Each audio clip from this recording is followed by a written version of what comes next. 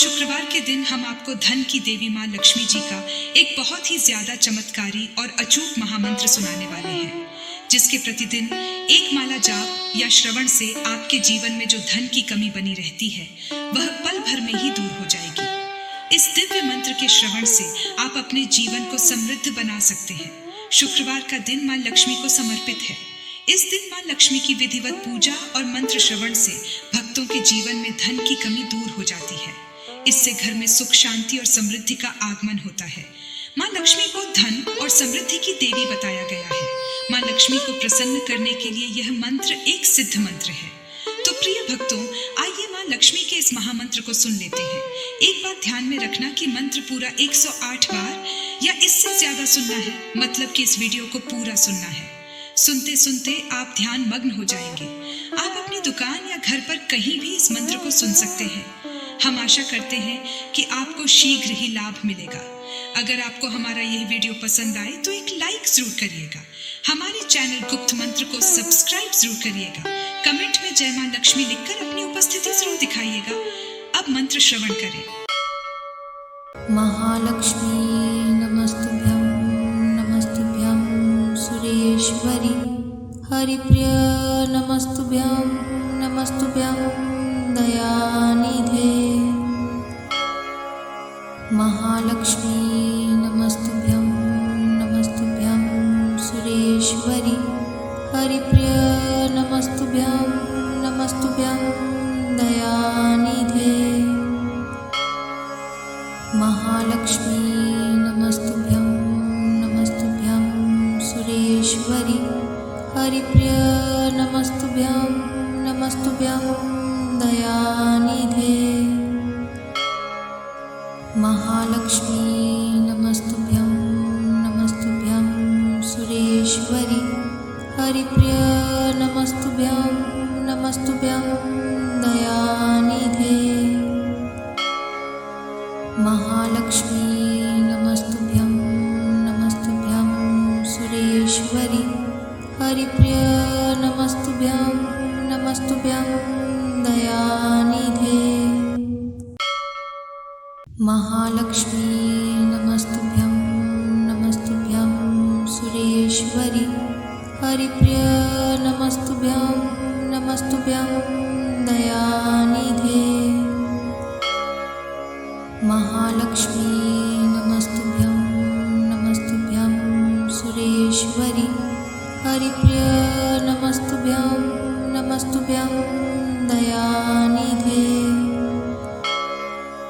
महालक्ष्मी नमस्तुभ्यं नमस्तुभ्यं सुरेश्वरी हरिप्रिय नमस्तुभ्यं नमस्तुभ्यं दयानिधे।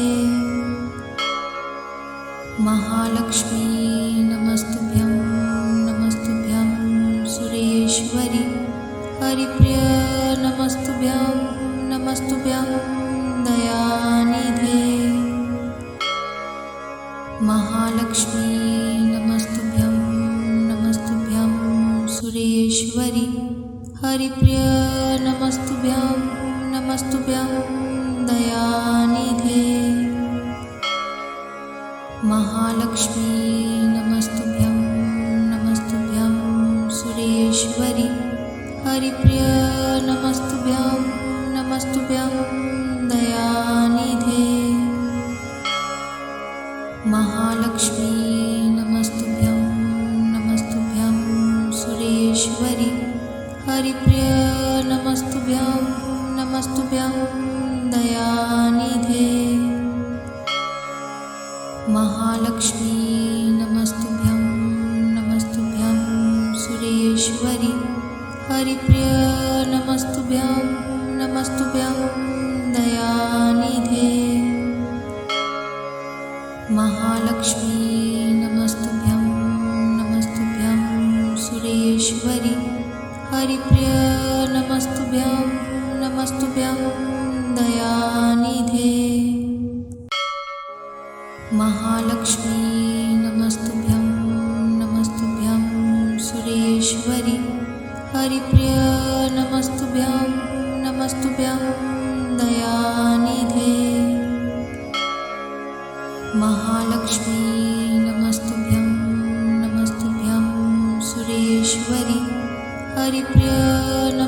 नमस्तुभ्यं नमस्तुभ्यं दयानिधे। महालक्ष्मी नमस्तुभ्यं नमस्तुभ्यं सुरेश्वरी। हरिप्रिय नमस्तुभ्यं नमस्तुभ्यं दयानिधे। महालक्ष्मी नमस्तुभ्यं नमस्तुभ्यं सुरेश्वरी। हरिप्रिय नमस्तुभ्यं नमस्तुभ्यं दयानिधे।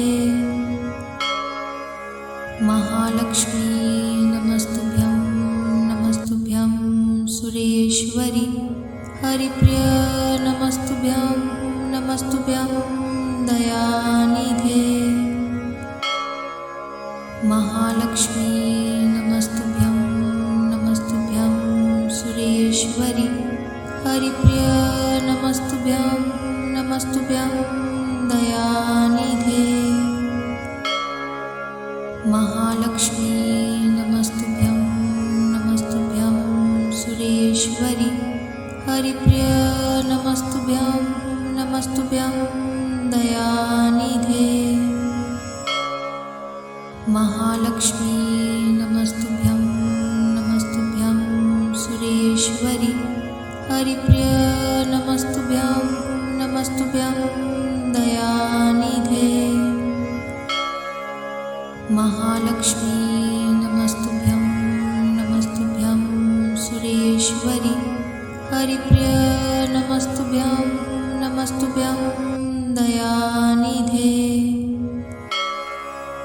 महालक्ष्मी नमस्तुभ्यं नमस्तुभ्यं सुरेश्वरी। हरिप्रिय नमस्तुभ्यं नमस्तुभ्यं दयानिधे। महालक्ष्मी नमस्तुभ्यं नमस्तुभ्यं सुरेश्वरी। हरिप्रिय नमस्तुभ्यं नमस्तुभ्यं दयानिधे। महालक्ष्मी नमस्तुभ्यं नमस्तुभ्यं सुरेश्वरी। हरिप्रिय नमस्तुभ्यं नमस्तुभ्यं दयानिधे। महालक्ष्मी नमस्तुभ्यं नमस्तुभ्यं सुरेश्वरी। हरिप्रिय नमस्तुभ्यं नमस्तुभ्यं दयानिधे। महालक्ष्मी नमस्तुभ्यं नमस्तुभ्यं सुरेश्वरी। हरिप्रिय नमस्तुभ्यं नमस्तुभ्यं दयानिधे। महालक्ष्मी नमस्तुभ्यं नमस्तुभ्यं सुरेश्वरी। हरिप्रिय नमस्तुभ्यं नमस्तुभ्यं दयानिधे। महालक्ष्मी नमस्तुभ्यं नमस्तुभ्यं सुरेश्वरी। हरिप्रिय नमस्तुभ्यं नमस्तुभ्यं दयानिधे। महालक्ष्मी नमस्तुभ्यं नमस्तुभ्यं सुरेश्वरी। हरिप्रिय नमस्तुभ्यं नमस्तुभ्यं दयानिधे। महालक्ष्मी नमस्तुभ्यं नमस्तुभ्यं सुरेश्वरी। हरिप्रिय नमस्तुभ्यं नमस्तुभ्यं दयानिधे। महालक्ष्मी नमस्तुभ्यं नमस्तुभ्यं सुरेश्वरी।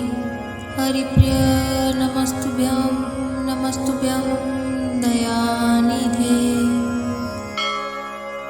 महालक्ष्मी नमस्तुभ्यं नमस्तुभ्यं सुरेश्वरी। हरिप्रिय नमस्तुभ्यं नमस्तुभ्यं दयानिधे। महालक्ष्मी नमस्तुभ्यं नमस्तुभ्यं सुरेश्वरी। हरिप्रिय नमस्तुभ्यं नमस्तुभ्यं दयानिधे। महालक्ष्मी नमस्तुभ्यं नमस्तुभ्यं सुरेश्वरी। हरिप्रिय नमस्तुभ्यं नमस्तुभ्यं दयानिधे।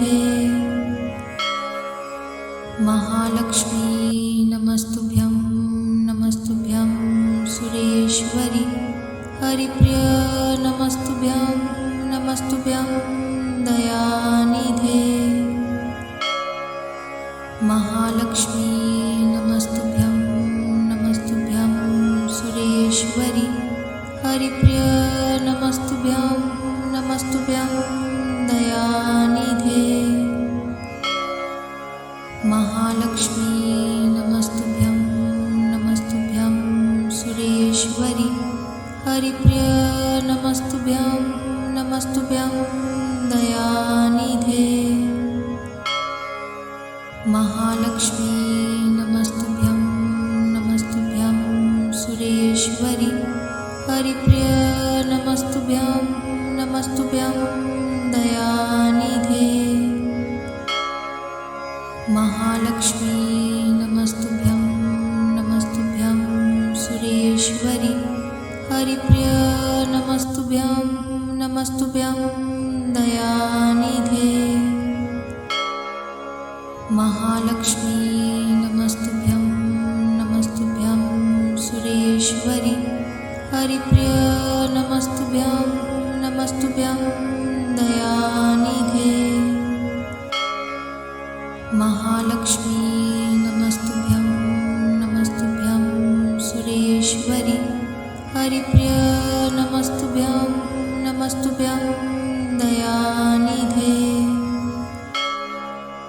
महालक्ष्मी नमस्तुभ्यं नमस्तुभ्यं सुरेश्वरी हरिप्रिय नमस्तुभ्यं नमस्तुभ्यं दयानिधे महालक्ष्मी नमस्तुभ्यं नमस्तुभ्यं सुरेश्वरी हरिप्रिय नमस्तुभ्यं नमस्तुभ्यं दयानिधे महालक्ष्मी नमस्तुभ्यं नमस्तुभ्यं सुरेश्वरी हरिप्रिय नमस्तुभ्यं नमस्तुभ्यं दयानिधे महालक्ष्मी नमस्तुभ्यं नमस्तुभ्यं सुरेश्वरी हरिप्रिय नमस्तुभ्यं नमस्तुभ्यं दयानिधे महालक्ष्मी नमस्तुभ्यं नमस्तुभ्यं सुरेश्वरी हरिप्रिय नमस्तुभ्यं नमस्तुभ्यं दयानिधे महालक्ष्मी नमस्तुभ्यं नमस्तुभ्यं सुरेश्वरी हरिप्रिय नमस्तुभ्यं नमस्तुभ्यं दयानिधे महालक्ष्मी नमस्तुभ्यं नमस्तुभ्यं सुरेश्वरी हरिप्रिय नमस्तुभ्यं नमस्तुभ्यं दयानिधे महालक्ष्मी नमस्तुभ्यं नमस्तुभ्यं सुरेश्वरी हरिप्रिय नमस्तुभ्यं नमस्तुभ्यं दयानिधे महालक्ष्मी नमस्तुभ्यं नमस्तुभ्यं सुरेश्वरी हरिप्रिय नमस्तुभ्यं नमस्तुभ्यं दयानिधे महालक्ष्मी नमस्तुभ्यं नमस्तुभ्यं सुरेश्वरी हरिप्रिय नमस्तुभ्यं नमस्तुभ्यं दयानिधे महालक्ष्मी नमस्तुभ्यं नमस्तुभ्यं सुरेश्वरी हरिप्रिय नमस्तुभ्यं नमस्तुभ्यं दयानिधे महालक्ष्मी नमस्तुभ्यं नमस्तुभ्यं सुरेश्वरी हरिप्रिय नमस्तुभ्यं नमस्तुभ्यं दयानिधे महालक्ष्मी नमस्तुभ्यं नमस्तुभ्यं सुरेश्वरी हरिप्रिय नमस्तुभ्यं नमस्तुभ्यं दयानिधे महालक्ष्मी नमस्तुभ्यं नमस्तुभ्यं सुरेश्वरी हरिप्रिय नमस्तुभ्यं नमस्तुभ्यं दयानिधे महालक्ष्मी नमस्तुभ्यं नमस्तुभ्यं सुरेश्वरी हरिप्रिय नमस्तुभ्यं नमस्तुभ्यं दयानिधे महालक्ष्मी नमस्तुभ्यं नमस्तुभ्यं हरिप्रिय नमस्तुभ्यं नमस्तुभ्यं दयानिधे महालक्ष्मी नमस्तुभ्यं नमस्तुभ्यं सुरेश्वरी हरिप्रिय नमस्तुभ्यं नमस्तुभ्यं दयानिधे महालक्ष्मी नमस्तुभ्यं नमस्तुभ्यं सुरेश्वरी हरिप्रिय नमस्तुभ्यं नमस्तुभ्यं दयानिधे महालक्ष्मी नमस्तुभ्यं नमस्तुभ्यं सुरेश्वरी हरिप्रिय नमस्तुभ्यं नमस्तुभ्यं दयानिधे महालक्ष्मी नमस्तुभ्यं नमस्तुभ्यं सुरेश्वरी हरिप्रिय नमस्तुभ्यं नमस्तुभ्यं दयानिधे महालक्ष्मी नमस्तुभ्यं नमस्तुभ्यं सुरेश्वरी हरिप्रिय नमस्तुभ्यं नमस्तुभ्यं दयानिधे महालक्ष्मी नमस्तुभ्यं नमस्तुभ्यं सुरेश्वरी हरिप्रिय नमस्तुभ्यं नमस्तुभ्यं दयानिधे महालक्ष्मी नमस्तुभ्यं नमस्तुभ्यं सुरेश्वरी हरिप्रिय नमस्तुभ्यं नमस्तुभ्यं दयानिधे महालक्ष्मी नमस्तुभ्यं नमस्तुभ्यं सुरेश्वरी हरिप्रिय नमस्तुभ्यं नमस्तुभ्यं दयानिधे महालक्ष्मी नमस्तुभ्यं नमस्तुभ्यं सुरेश्वरी हरिप्रिय नमस्तुभ्यं नमस्तुभ्यं दयानिधे महालक्ष्मी नमस्तुभ्यं नमस्तुभ्यं सुरेश्वरी हरिप्रिय नमस्तुभ्यं नमस्तुभ्यं दयानिधे महालक्ष्मी नमस्तुभ्यं नमस्तुभ्यं सुरेश्वरी हरिप्रिय नमस्तुभ्यं नमस्तुभ्यं दयानिधे महालक्ष्मी नमस्तुभ्यं नमस्तुभ्यं सुरेश्वरी हरिप्रिय नमस्तुभ्यं नमस्तुभ्यं दयानिधे महालक्ष्मी नमस्तुभ्यं नमस्तुभ्यं सुरेश्वरी हरिप्रिय नमस्तुभ्यं नमस्तुभ्यं दयानिधे महालक्ष्मी नमस्तुभ्यं नमस्तुभ्यं सुरेश्वरी हरिप्रिय नमस्तुभ्यं नमस्तुभ्यं दयानिधे महालक्ष्मी नमस्तुभ्यं नमस्तुभ्यं सुरेश्वरी हरिप्रिय नमस्तुभ्यं नमस्तुभ्यं दयानिधे महालक्ष्मी नमस्तुभ्यं नमस्तुभ्यं सुरेश्वरी हरिप्रिय नमस्तुभ्यं नमस्तुभ्यं दयानिधे महालक्ष्मी नमस्तुभ्यं नमस्तुभ्यं सुरेश्वरी हरिप्रिय नमस्तुभ्यं नमस्तुभ्यं दयानिधे महालक्ष्मी नमस्तुभ्यं नमस्तुभ्यं सुरेश्वरी हरिप्रिय नमस्तुभ्यं नमस्तुभ्यं दयानिधे महालक्ष्मी नमस्तुभ्यं नमस्तुभ्यं सुरेश्वरी हरिप्रिय नमस्तुभ्यं नमस्तुभ्यं दयानिधे महालक्ष्मी नमस्तुभ्यं नमस्तुभ्यं सुरेश्वरी हरिप्रिय नमस्तुभ्यं नमस्तुभ्यं दयानिधे।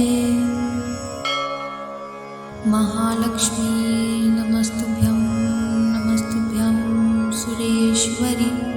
हरिप्रिय नमस्तुभ्यं नमस्तुभ्यं दयानिधे। महालक्ष्मी नमस्तुभ्यं नमस्तुभ्यं सुरेश्वरी। हरिप्रिय नमस्तुभ्यं नमस्तुभ्यं दयानिधे। महालक्ष्मी नमस्तुभ्यं नमस्तुभ्यं सुरेश्वरी।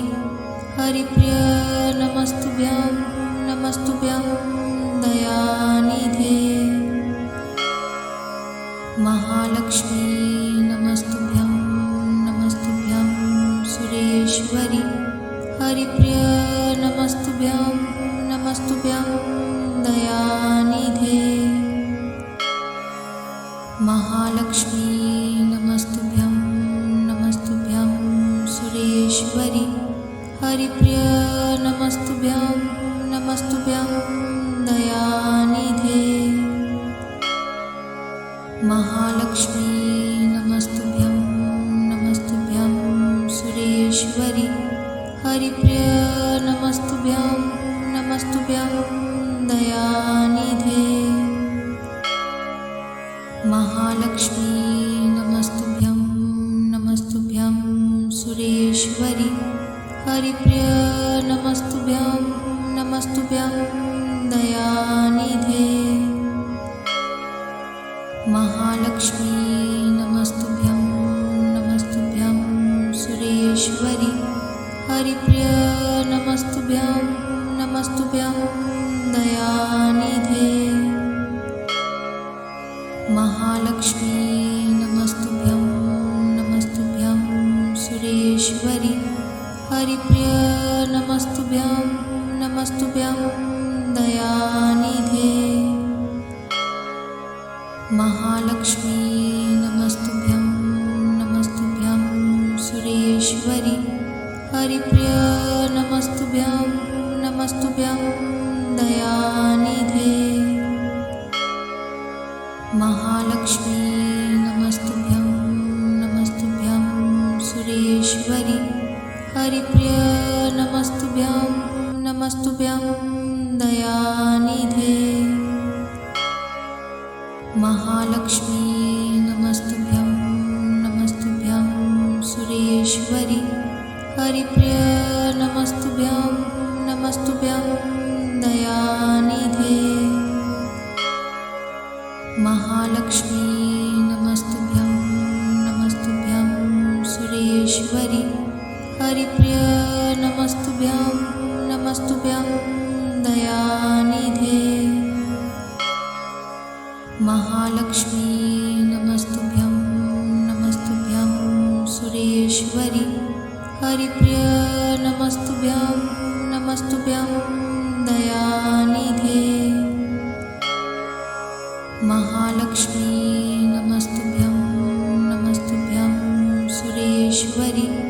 हरिप्रिय नमस्तुभ्यं नमस्तुभ्यं दयानिधे। महालक्ष्मी नमस्तुभ्यं नमस्तुभ्यं सुरेश्वरी। हरिप्रिय नमस्तुभ्यं नमस्तुभ्यं दयानिधे। महालक्ष्मी नमस्तुभ्यं नमस्तुभ्यं सुरेश्वरी। हरिप्रिय नमस्तुभ्यं नमस्तुभ्यं दयानिधे।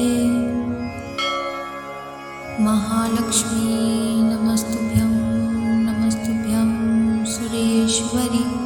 हरिप्रिय नमस्तुभ्यं नमस्तुभ्यं दयानिधे। महालक्ष्मी नमस्तुभ्यं नमस्तुभ्यं सुरेश्वरी। हरिप्रिय नमस्तुभ्यं नमस्तुभ्यं दयानिधे। महालक्ष्मी नमस्तुभ्यं नमस्तुभ्यं सुरेश्वरी। हरिप्रिय नमस्तुभ्यं नमस्तुभ्यं दयानिधे।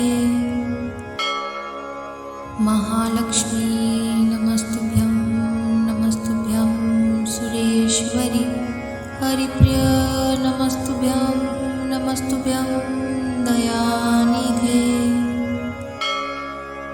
महालक्ष्मी नमस्तुभ्यं नमस्तुभ्यं सुरेश्वरी हरिप्रिय नमस्तुभ्यं नमस्तुभ्यं दयानिधे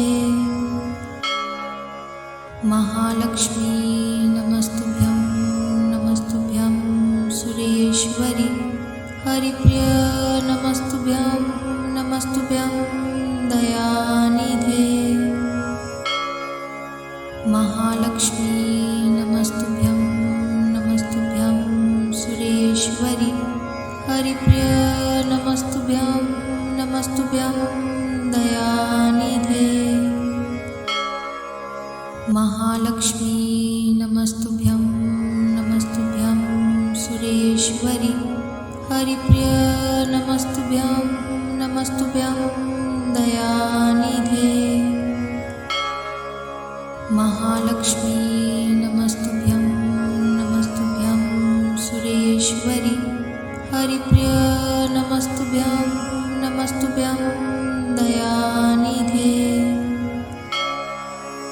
महालक्ष्मी नमस्तुभ्यं नमस्तुभ्यं सुरेश्वरी हरिप्रिय नमस्तुभ्यं नमस्तुभ्यं दयानिधे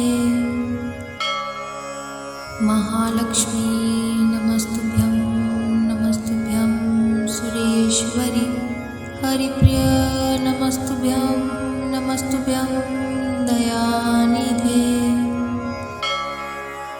महालक्ष्मी नमस्तुभ्यं नमस्तुभ्यं सुरेश्वरी हरिप्रिय नमस्तुभ्यं नमस्तुभ्यं दयानिधे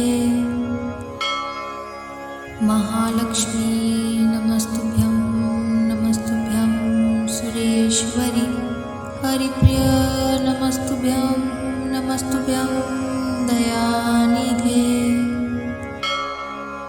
महालक्ष्मी नमस्तुभ्यं नमस्तुभ्यं सुरेश्वरी हरिप्रिय नमस्तुभ्यं नमस्तुभ्यं दयानिधे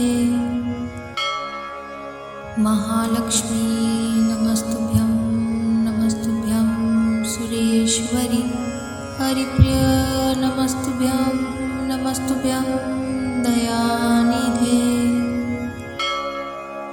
महालक्ष्मी नमस्तुभ्यं नमस्तुभ्यं सुरेश्वरी हरिप्रिय नमस्तुभ्यं नमस्तुभ्यं दयानिधे महालक्ष्मी नमस्तुभ्यं नमस्तुभ्यं सुरेश्वरी हरिप्रिय नमस्तुभ्यं नमस्तुभ्यं दयानिधे महालक्ष्मी नमस्तुभ्यं नमस्तुभ्यं सुरेश्वरी हरिप्रिय नमस्तुभ्यं नमस्तुभ्यं दयानिधे महालक्ष्मी नमस्तुभ्यं नमस्तुभ्यं सुरेश्वरी हरिप्रिय नमस्तुभ्यं नमस्तुभ्यं दयानिधे महालक्ष्मी नमस्तुभ्यं नमस्तुभ्यं सुरेश्वरी हरिप्रिय नमस्तुभ्यं नमस्तुभ्यं दयानिधे महालक्ष्मी नमस्तुभ्यं नमस्तुभ्यं सुरेश्वरी हरिप्रिय नमस्तुभ्यं नमस्तुभ्यं दयानिधे महालक्ष्मी नमस्तुभ्यं नमस्तुभ्यं सुरेश्वरी हरिप्रिय नमस्तुभ्यं नमस्तुभ्यं दयानिधे महालक्ष्मी नमस्तुभ्यं नमस्तुभ्यं सुरेश्वरी हरिप्रिय नमस्तुभ्यं नमस्तुभ्यं दयानिधे महालक्ष्मी नमस्तुभ्यं